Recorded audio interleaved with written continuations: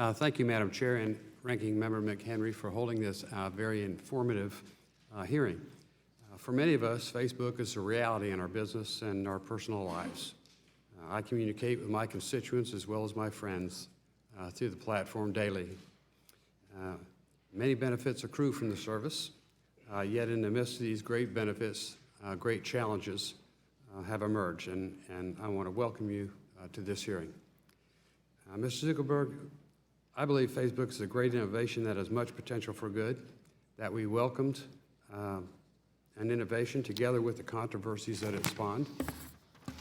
Unfortunately, some in politics and the media see their role as cajoling Facebook to censor its users' speech. In April, I wrote you that I was disappointed that Facebook would consider restricting free speech rights to communicate the risk associated with vaccinations. I support vaccinations of children and adults, but I also support open and frank communication of the risk of vaccination. Every person should make vaccination decisions with full information. In recognition of the uncertainties, the risk of vaccinations, the federal government has created a vaccination trust fund that has paid out over $4 billion to compensate those who have been injured by vaccinations. There is no more clear or persuasive statement that the risk associated with vaccinations than the existence and the payment record of that fund. From time to time, medical research has established case and context of specific risks associated with vaccinations. I wrote to you when another member of the House made claims that the risk of vaccination should not exist and that Facebook should police communications related to the vaccination risk. Today you testified you believe in giving people a voice, and Mr. Zuckerberg, is Facebook able to assure us that it will support users' fair and open discussions and communications related to the risk as well as the benefits of vaccinations? Congressman, thanks for the question.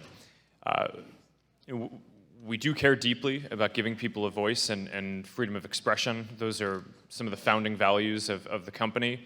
At the same time, we also hear consistently from our community that people want us to stop the spread of misinformation.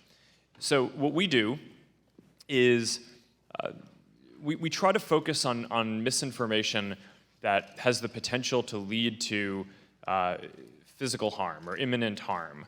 And that can include especially misleading health advice. There was a hoax that was going viral a number of months back that Let's was kind saying... of stick to this subject because our time is very limited. Are you 100% confident that vaccines pose no injury to any person on this planet? Congressman, I don't think it would be possible for anyone to be 100% confident, but my understanding of the scientific consensus is that it is important that people get their vaccines. But you said your platform, you want to, you believe in giving people a voice. Shouldn't somebody have the opportunity to express an opinion different from yours? I mean, over $4 billion has been paid out by the fund. Over thousands of people. Don't you think people should be able to have information to make an informed choice? Congressman, I do. And that's why we don't stop people from posting on their page something that's wrong. Right? If someone wants to post vaccine, anti-vaccination content, or if they want to join a group where people are discussing that content, we don't prevent them from doing that. But what we do is we don't go out of our way to make sure that our group recommendation systems try to show people or encourage people to join those groups. Okay. We discourage that. Okay. Well, how do you discourage it? Well, there are a number of different tactics. For example, if someone is typing in into the search results, into the search box, something that might lead to anti-vax content, we don't recommend anti-vax searches to them. If you type in the name of a group exactly, you can get the group. We're not going to hide it. We're not going to prevent you from joining it.